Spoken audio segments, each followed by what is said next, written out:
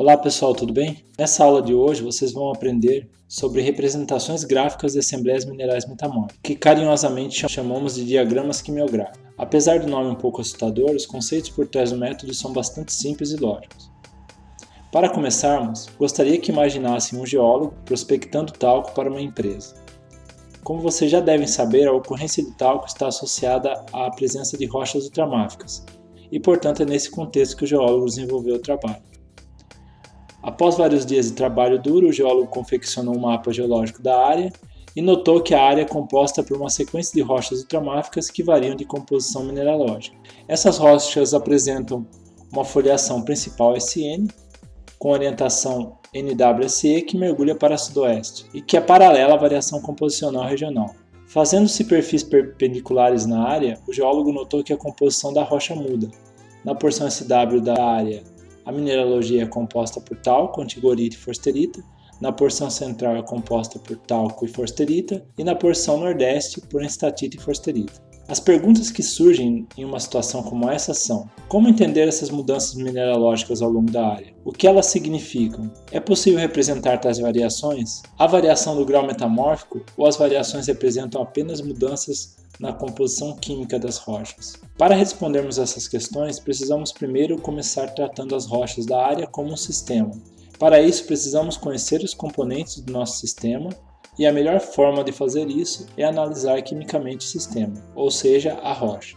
Sabendo disso, o geólogo coletou amostras da porção SW central e nordeste da área e mandou analisá-las quimicamente. A análise geoquímica da rocha da porção SW mostrou que se tratam de rochas compostas majoritariamente por magnésio e silício, com quantidades desprezíveis de cálcio e ferro, confirmando então que se tratam de rochas verdadeiramente ultrabásicas. O SO2 representa cerca de 46% da composição química e o MgO representa cerca de 44%.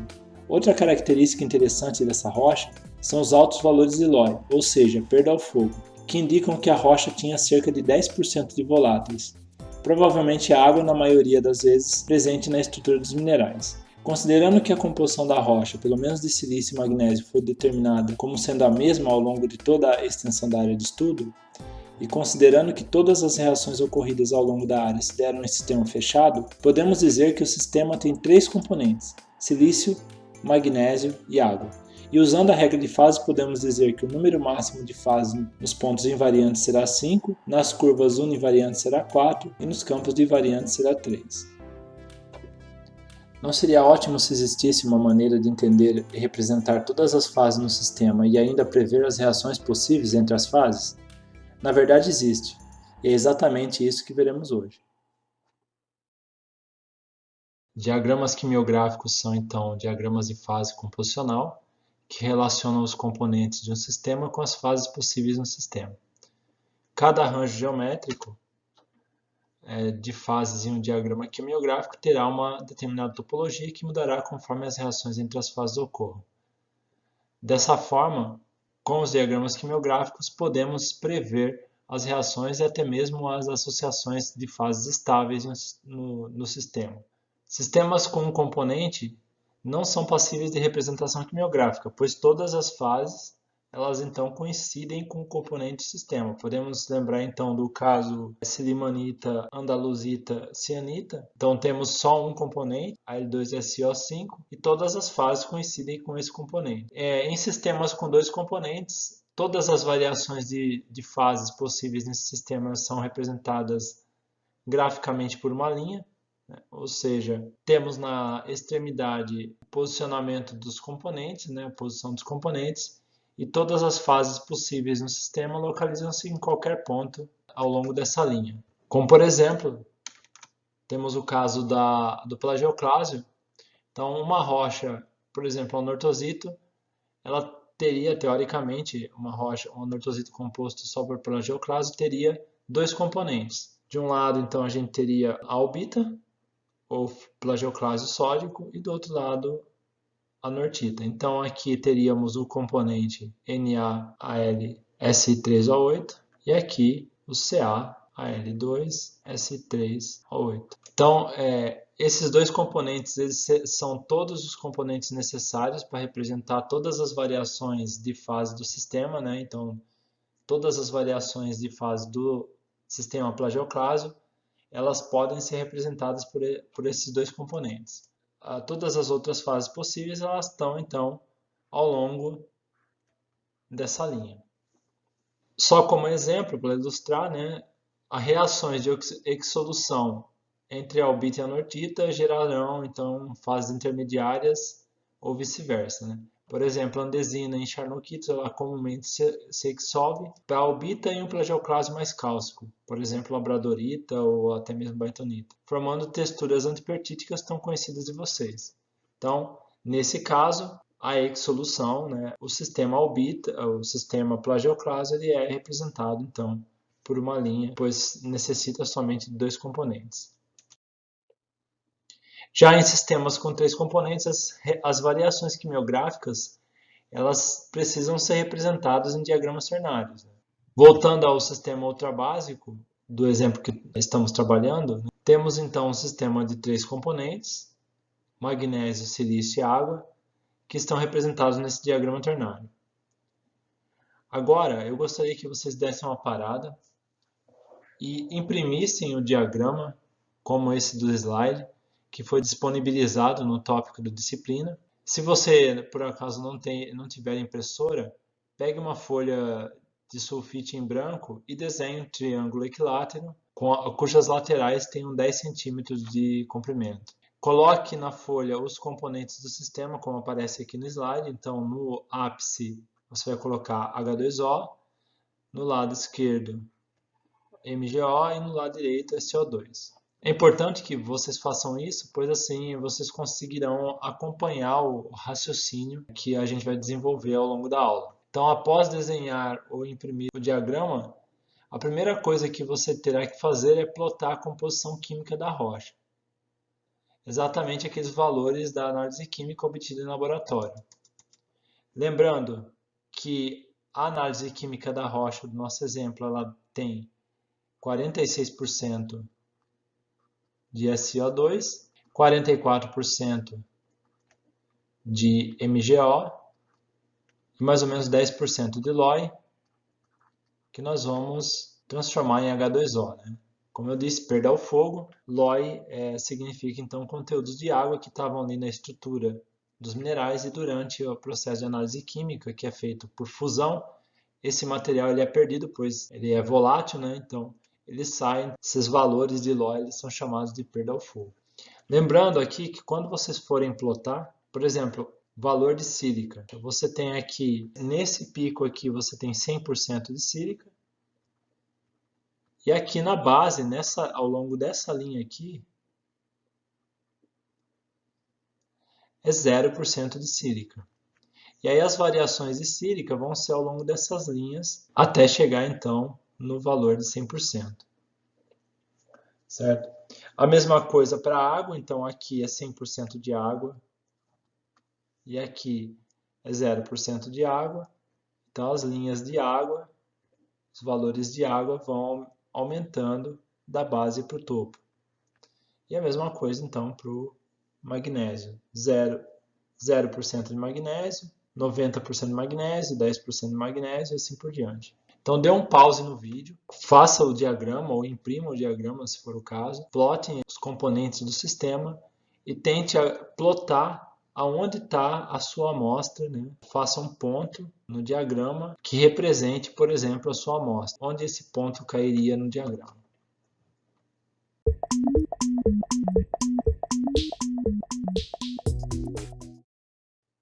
A composição da rocha ela deve ter caído mais ou menos nessa posição da figura do slide, né? Talvez um pouquinho mais para baixo, algo mais ou menos em torno dessa região aqui. E agora, o próximo passo é plotar os minerais que ocorrem na área. Lembrando então que na porção SW nós temos lá do mapa, né? Vocês podem voltar a videoaula, vocês terão o mapa. Então na porção SW nós temos talco, antigorita, forsterita. Na porção central, antigorita, forsterita. E na porção Ne, forsterita e estatita. Então, as fases presentes na área são talco, forsterita, enstatita e antigorita. Então agora pausem o vídeo novamente e procurem pela fórmula química desses minerais.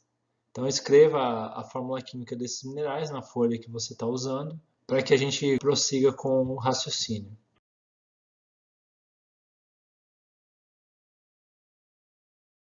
Então essas são as fórmulas químicas dos minerais, né? Vocês devem ter encontrado algo semelhante a isso. O que temos que fazer agora é plotar esses minerais no diagrama ternário. Bom, como que a gente vai fazer isso? A gente precisa primeiro dividir a composição dos minerais. Vejam que todos são minerais que possuem componentes do sistema e nenhum mineral tem um outro componente que está fora do sistema. Então o que nós temos que fazer agora é dividir a composição dos minerais pelos componentes do sistema. Se pegarmos então o exemplo da enstatita, ela tem a fórmula química MgSO3. Se dividirmos a composição de estatita entre MgO e SO2, nós podemos dizer que então a estatita vai ser composta por um MgO e um SO2. É a mesma coisa que eu dizer que 1 mol de estatita tem 1 mol de MgO e 1 mol de SO2. Agora o próximo passo é transformar isso em fração molar. Se a gente somar 1 mol de SO2 mais 1 mol de MgO, nós temos 2 mols. Então isso daqui é igual a 2. Como vocês sabem, para calcularmos a fração molar de um componente, nós temos que dividir a quantidade de mols do componente pela soma da quantidade total de mols da fase, né? Então, por exemplo, o X de MgO em estatita é igual a MgO dividido por MgO mais SO2. Se eu fizer essa conta, eu tenho, qual que é o valor de MgO? Eu tenho 1. Então eu tenho aqui 1 e aqui eu tenho a soma dos dois, então eu tenho 2. Ou seja, a minha fração molar é igual a 0,5. Então, fração molar de MgO em estatita é 0,5.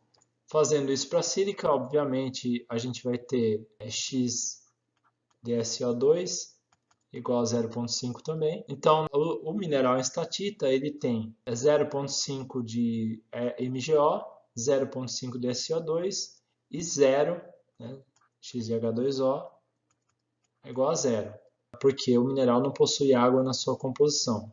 Então, é de se esperar que a composição da estatita esteja ao longo da base aqui do triângulo, já que não existe água na composição.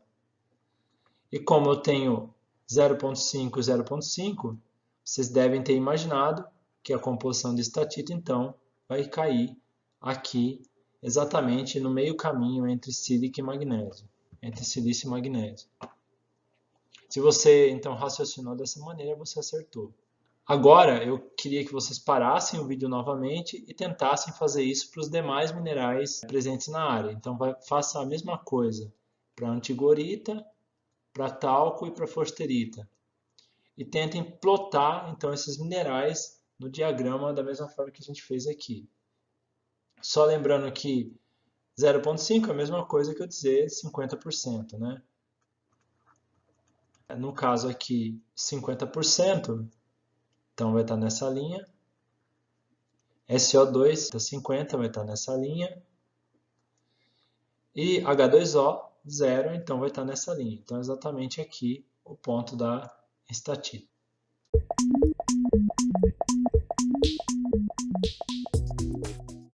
Fazendo a conta, então, né, dos demais minerais, nós temos as seguintes frações molares aqui, né? Então, eu não vou falar um por um, mas antigorita, por exemplo, fração molar de 0,29 para sílica, 0,43 para magnésio e 0,29 para H2O. Então, quando eu ploto esses minerais no meu diagrama, então eles vão ficar mais ou menos nessa posição.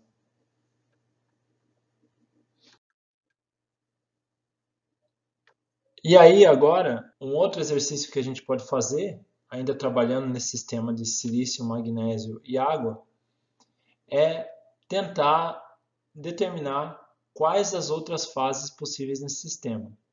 Então, façam esse exercício agora de procurar quais outros minerais são possíveis de serem formados com esses componentes, né?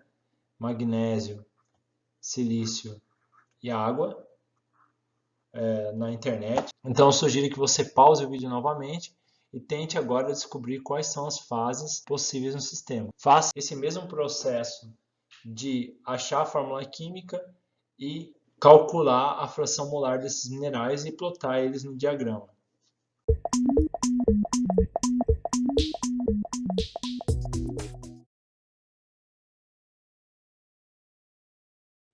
Então, além dos minerais que ocorrem na área, nós podemos também ter a presença de periclásio, que é um óxido de magnésio, brucita, que é um hidróxido de magnésio, o quartzo, a antofilita, que é um anfibólio de magnésio, e água. Então, essas fases aqui, periclásio, brucita, forsterita, enstatita, antigorita, talco, antofilita, quartzo e água, são as fases possíveis nesse sistema formado por magnésio, silício e água. O que a gente pode fazer agora é estabelecer as relações entre as fases. O que é estabelecer relações entre as fases? São plotar linhas que ligam as fases. Podemos então, por exemplo, ligar forsterita com antigorita, antigorita com talco, talco com antofilita, e assim a gente vai fazer essa ligação de todas as linhas possíveis nesse diagrama. Faça isso usando uma régua e tentem fazer o número máximo possível de linhas que vocês conseguirem. A configuração que você deve ter obtido deve ser algo similar a essa desse slide, né? Essas linhas que ligam as fases, então elas são chamadas de tie lines e elas serão importantes no raciocínio de topologia de sistema. Mas agora, antes da gente seguir, eu vou dar uma pausa nesse raciocínio, usando esse exemplo do sistema magnésio, silício e água, porque antes de seguirmos é preciso que vocês entendam o que é topologia. Como vimos, né, a representação gráfica da composição química das assembleias minerais na rocha são os nossos diagramas quimiográficos.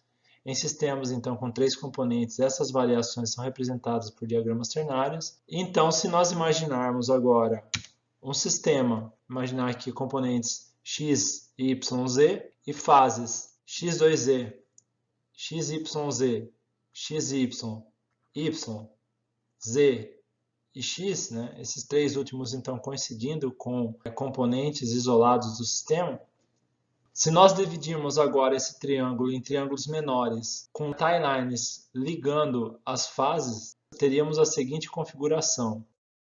Notem então que eu dividi o triângulo agora em triângulos menores usando tie lines que ligam as fases, mas dessa vez sem cruzar as tie lines. E aí eu pergunto, nessa configuração, quais fases seriam estáveis ou estariam presentes em uma rocha com a composição A? Se sua resposta foi que as fases presentes seriam x2z, x e xy, você acertou. E uma rocha com composição B? Exato. Nesse caso, as fases estáveis são xy, x2z, xyz. Agora, lembra que eu falei que é possível prever reações nos diagramas quimiográficos? Então, vamos entender um pouquinho como observar essas reações. Existem basicamente 2 tipos de reação num diagrama quimiográfico. Reações do tipo tie-line flip e reações terminais. Uma reação do tipo tie-line flip é quando 2 fases ligadas por uma tie-line se cruzam com outras 2 fases ligadas por outra tie-line. Nesse caso, as fases de uma tie-line serão os reagentes da reação e as fases da outra tie-line serão o produto, de forma que exista um balanço químico entre os componentes do sistema. Já uma reação terminal é quando 3 fases ligadas por 3 tie-lines reagem para formar uma fase que terá composição dentro do triângulo formado pelas 3 fases.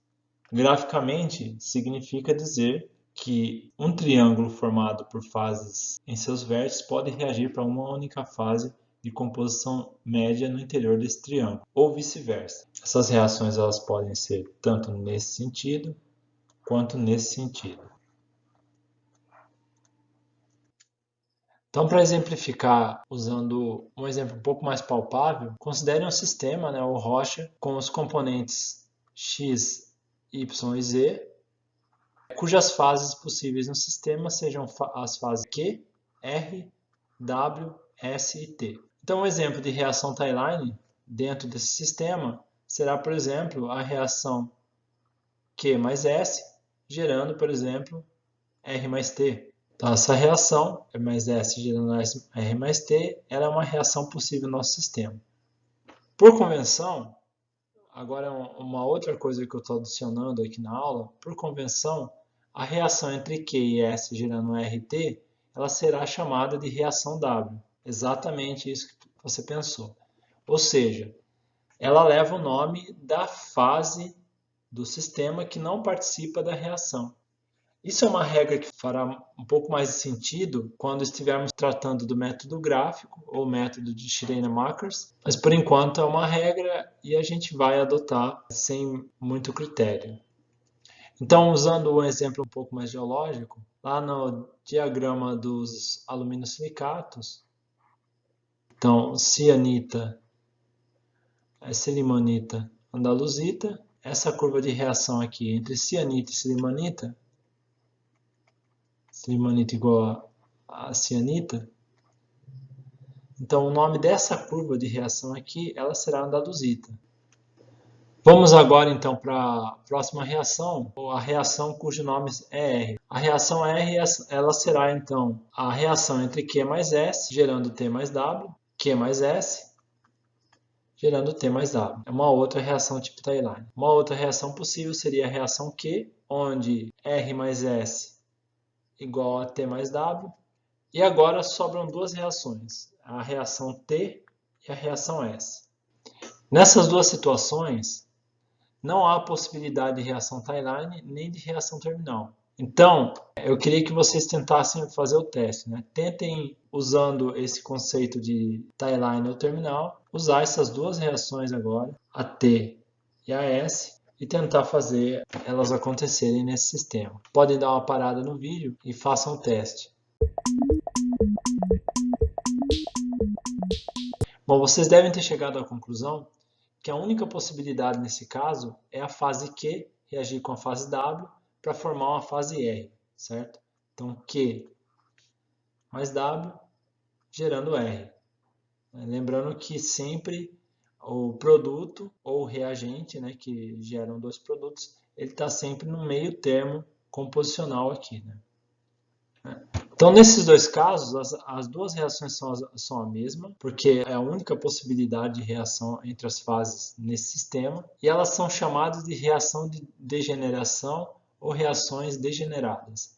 Elas possuem esse nome porque a topologia das fases não permite que existam 4 fases de equilíbrio ao longo de uma curva de reação ou curva univariante. E lá da regra de fases das aulas de fisicoquímica, ao longo de curvas univariantes, ou seja, ao longo das curvas de reação, pela regra de fases, um sistema com 3 componentes teria que ter 4 fases em equilíbrio, que seriam então exatamente 2 fases reagentes, 2 fases produto. Por exemplo, ao longo da curva de cianita-silimanita, esse sistema tem um componente, mas ao longo da curva cianita-silimanita eu tenho 2 fases em equilíbrio, porque ao longo dessa curva, tanto a cianita quanto a silimanita elas são possíveis de existirem na rocha, mas só ao longo da curva. Sair um pouco da curva, elas não são possíveis, tá? Então, por essa regra, eu esperaria num sistema com 3 componentes 4 fases quando eu tenho um grau de liberdade igual a 1.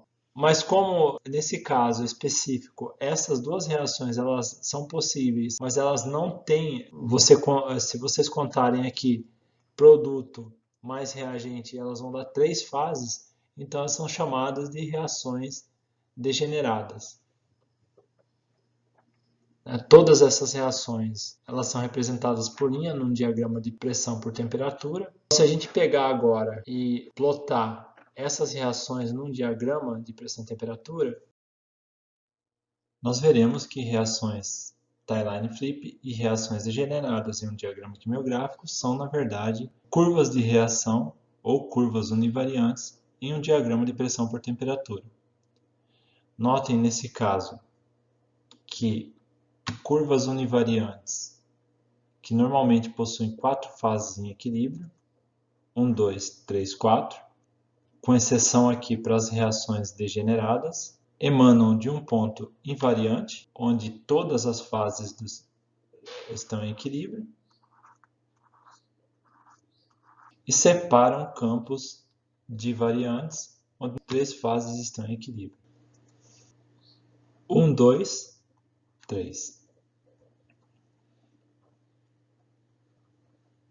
Mas, professor, o que isso tem a ver com topologia? Calma que a gente já chega lá. Vamos voltar agora um pouquinho ao nosso sistema magnésio, silício e água e vamos ver exemplo de reação tipo tie-line e exemplo de reação tipo terminal para o nosso sistema. Então, a reação 1, onde brucita reage com antigorita para formar forsterita mais água, é um exemplo de reação tie-line no sistema composto por magnésio, silício e água. Essa, na verdade, é uma reação real e até relativamente comum em rochas ultramáficas na natureza. A reação 2, onde antigorita reage para formar forsterita mais talco mais água, é um exemplo de reação terminal do nosso sistema e também um bom exemplo de reação real e comum em rochas ultramáficas. Agora vocês podem fazer o exercício de procurar as demais reações entre as fases e classificá-las entre reação terminal, tie-line flip ou degeneradas. Notem que no total são 11 reações reais que ocorrem na natureza, ou seja, elas existem. Inclusive, você pode se deparar com produtos dessas reações ao trabalhar com rochas ultramáficas. Entretanto, as possibilidades teóricas são maiores do que isso, o que significa que nem todas as reações teoricamente possíveis irão existir na natureza. Um exemplo disso seria, por exemplo, a reação entre periclásio e antigorita, gerando forsterita mais vapor. É uma reação que teoricamente existe, mas ela não ocorre na natureza. Agora notem o diagrama de pressão e temperatura das reações listadas no lado esquerdo. Interessante aqui é fazer o paralelo entre as reações no diagrama quimiográfico e ter em mente que cada cruzamento de tie-line ou reação terminal representa uma curva de equilíbrio no diagrama de pressão e temperatura, e que todos os campos entre as curvas de reação, ou seja, os campos divariantes, terão um diagrama quimiográfico que irá mostrar a topologia das fases em equilíbrio para todas as possíveis composições de rocha dentro do sistema analisado. Talvez você ainda não tenha conseguido entender o que eu quero dizer, mas prometo que daqui a pouco você vai. Vamos lá então. Agora que sabemos que cada curva univariante representa uma reação no diagrama quimiográfico, automaticamente surge aquela pergunta: quais fases são estáveis nos campos divariantes do diagrama de pressão versus temperatura para a rocha da composição da área? E essa é a grande pergunta. É isso que o diagrama quimiográfico irá responder. E é exatamente isso que chamamos de topologia. Ou seja, dentro de um mesmo sistema, em uma mesma condição de pressão e temperatura, rochas com composição diferentes poderão ter diferentes associações de fases. Nesse ponto, você deve ter percebido que alguns diagramas quimiográficos mudam conforme as reações vão ocorrendo na rocha. Se você prestou bastante atenção no que eu disse anteriormente sobre regra de fases, você também deve estar desconfiado que a topologia de um diagrama quimiográfico, na verdade, irá nos dizer quais associações de fases ocorrem nos campos divariantes de um diagrama de pressão versus temperatura para todas as possíveis composições de rocha dentro do espectro composicional do sistema. Se você ainda não chegou a essa conclusão, está tudo bem. Vejam só como um diagrama quimiográfico muda de topologia conforme as reações ocorrem. Temos uma primeira situação de mais baixa pressão e temperatura, em que uma rocha com a composição destacada aqui pela estrela seria formada pelas fases A, B e D, ou seja, essas fases são a assembleia mineral estável da rocha com a composição da estrela. Na segunda situação, temos uma reação do tipo tie-line flip, Nós temos o cruzamento de duas timelines, e isso automaticamente gera uma reação, o que equivale a dizer que nesse ponto nós estamos passando por cima de uma curva de reação no diagrama de pressão e temperatura. E isso gera uma terceira situação. E na terceira situação, em condições de mais alta pressão e temperatura, a rocha com a composição destacada pela estrela agora passa a ter como associação mineral estável as fases A, C e D. Então, nós temos a mudança de topologia dessa situação para essa. E aqui é exatamente uma curva de reação. Agora, notem uma outra coisa. Se eu tenho uma rocha com uma composição Y, essa rocha ela vai passar de uma condição de mais baixa pressão e temperatura para uma condição de mais alta temperatura.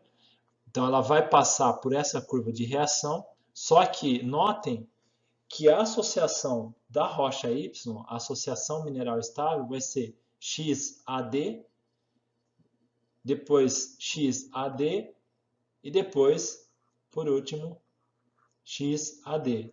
Ou seja, a associação de fases de uma rocha com composição Y, ela passa pela reação, mas a associação estável continua sendo a mesma, pois a reação entre A e B, gerando C mais D, não atinge as rochas com essa composição.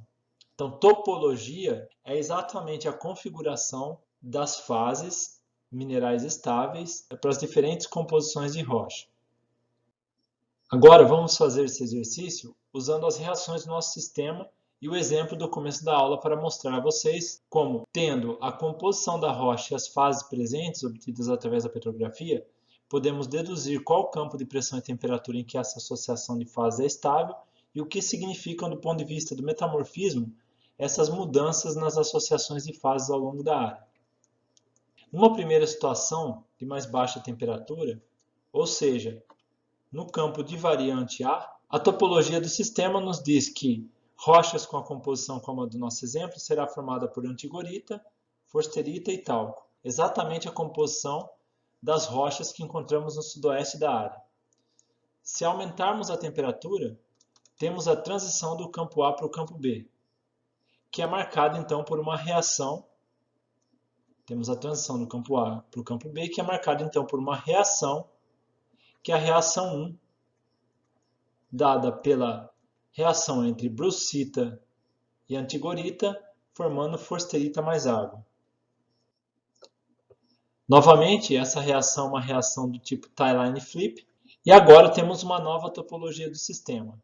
Mas notem que nessa topologia, a reação ocorrida em 1 não atinge as rochas com composição como a da área, e portanto, mesmo passando pela reação 1, no campo de variante B, rochas com a composição como a da área ainda serão compostas pela presença de antigorita, forsterita e talco. Ou seja, a topologia do sistema mudou, mas rochas com a composição a nossa não mudam a associação de minerais estáveis. Portanto, a assembleia continua sendo a mesma. Aumentando a temperatura, ou seja, passando do campo de variante B para o campo de variante C, temos a reação terminal da quebra da antigorita para formar forsterita mais talco mais água. E essa sim é uma reação que atinge as rochas com a composição como a da nossa. A nova topologia do diagrama quimiográfico nos diz que rochas com essa composição serão formadas então por forsterita, talco e água, água na forma de fluido, ou seja, talco e forsterita, que é exatamente a composição da porção central da área de estudo. Aumentando ainda mais a temperatura, agora transicionando de C para G, temos a reação número 6, onde talco mais forsterita reage para formar estatita mais água. Essa reação é uma outra reação do tipo tie-line flip, e dois novos campos de estabilidade são criados. Então, pela topologia do nosso sistema, no campo G, a nossa rocha deveria conter associação de forsterita, estatita e vapor, ou seja, forsterita e estatita, e por coincidência, essa associação é a associação encontrada na porção nordeste da área do nosso exemplo. Note que nessas condições, a antofilita ela passa a ser estável, mas ela não participa dessa reação. Bom, revendo então tudo o que a gente viu até agora, e para mostrar para vocês a utilidade de se usar diagramas quimiográficos na interpretação petrológica, eu vou então pegar esse diagrama de pressão e temperatura, que tem todas as curvas de reações que nós vimos no nosso exemplo, e nós vamos então construindo a evolução geológica com base no nosso exemplo, para que vocês vejam como eu posso interpretar o metamorfismo usando esse tipo de técnica. Então temos o primeiro campo de variante, antes da curva número 1, onde a associação mineral estável para rochas que têm a composição como a da nossa área é composta por forsterita, talco e antigorita. Passando-se pela reação número 1, a topologia do sistema muda, só que rochas que têm a composição como a da nossa área continua sendo composta por talco, antigorita, forsterita. A reação número 2, da quebra de antigorita formando forsterita mais talco. Então agora essa sim seria uma reação terminal que atinge rochas como a da composição da nossa área. E aí então podemos dizer que até a curva número 2, as condições metamórficas da porção SW da área do nosso exemplo seriam compatíveis com a assembleia mineral que nós encontramos nas nossas rochas, segundo a composição química das rochas com que estamos trabalhando. Seguindo então a reação número 3 de talco mais estatita formando antofilita, é uma reação possível no sistema, ela muda a topologia novamente do sistema, mas notem que as rochas da nossa área continuam então sendo compostas por forsterita mais talco. Então ela é uma reação que não atinge as rochas da nossa área. A reação número 4 é uma reação de talco mais forsterita gerando antofilita. Essa sim é uma reação que atinge, é uma reação tie-line flip, que atinge então rochas com a composição como a da nossa área. Então, aí a assembleia, nesse caso, no campo entre a curva de reação 4 e 5, é composta por forsterita, antofilita e água. Então, se nós tivéssemos na nossa área rochas que passaram por condições de pressão abaixo de mais ou menos 6,5 kbar, abaixo disso, ou seja, ao longo desse campo entre a curva de reação número 4 e a curva de reação número 5, nós teríamos então em alguns locais a presença de forsterita mais antofilita como a assembleia mineral estável. Com isso, nós podemos dizer que a assembleia mineral da porção central da área de estudo ela é estável entre a curva de reação número 2 e a curva de reação número 4, né? Já que a partir de 4 eu teria que ter antofilita.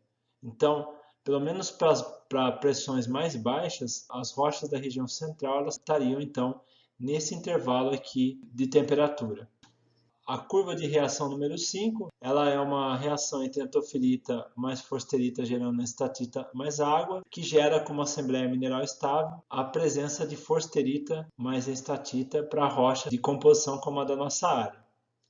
A curva de reação número 6 é uma reação entre talco mais forsterita que gera estatita mais água, e para rochas de composição como a da nossa área, a assembleia mineral então seria forsterita mais estatita.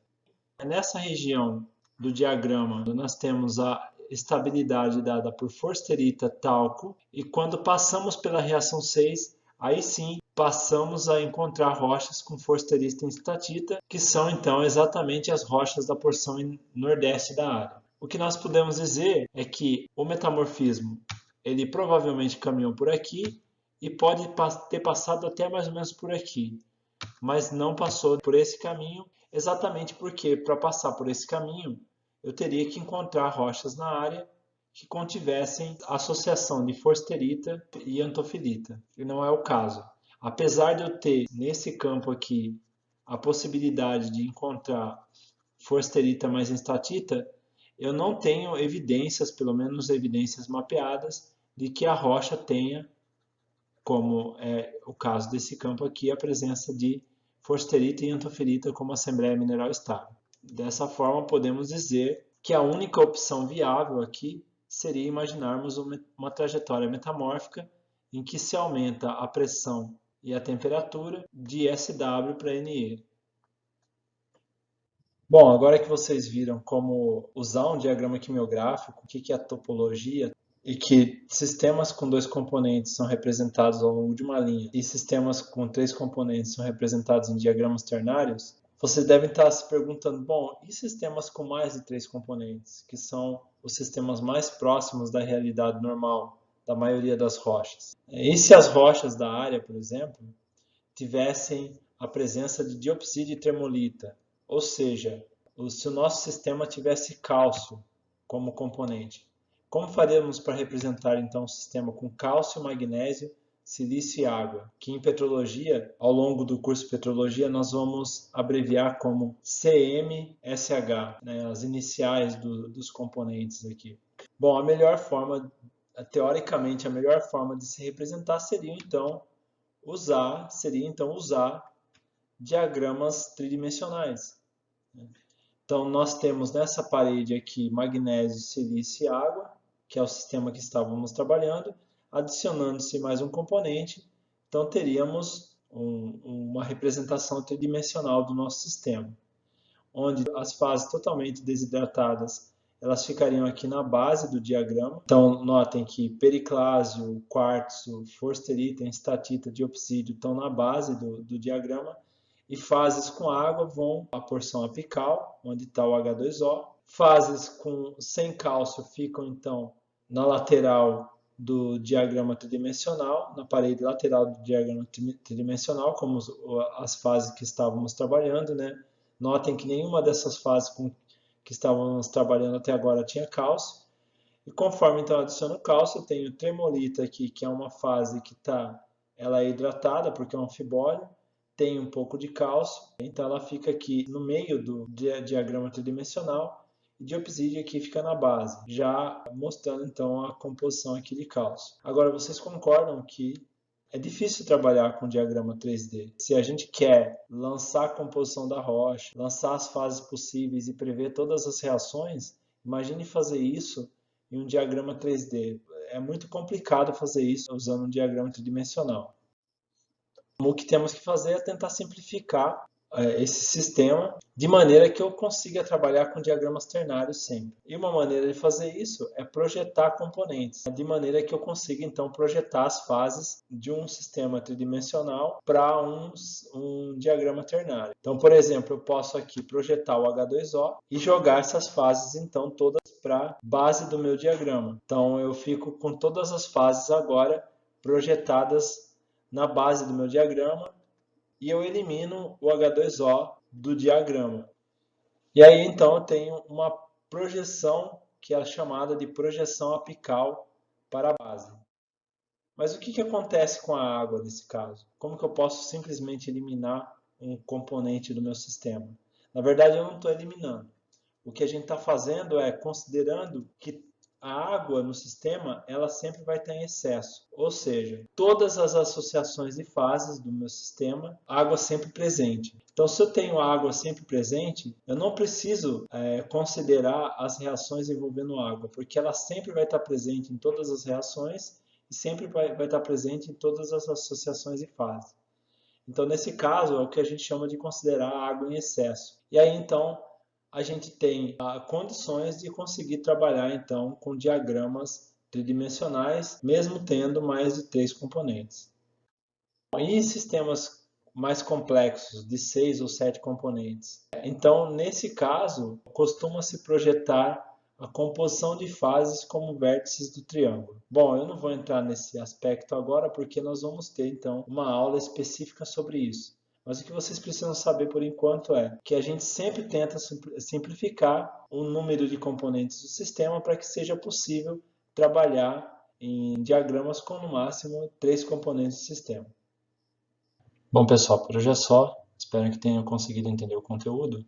Eu estou deixando então o exercício no tópico da aula e nos vemos logo mais no chat para que vocês possam tirar as dúvidas. Até mais!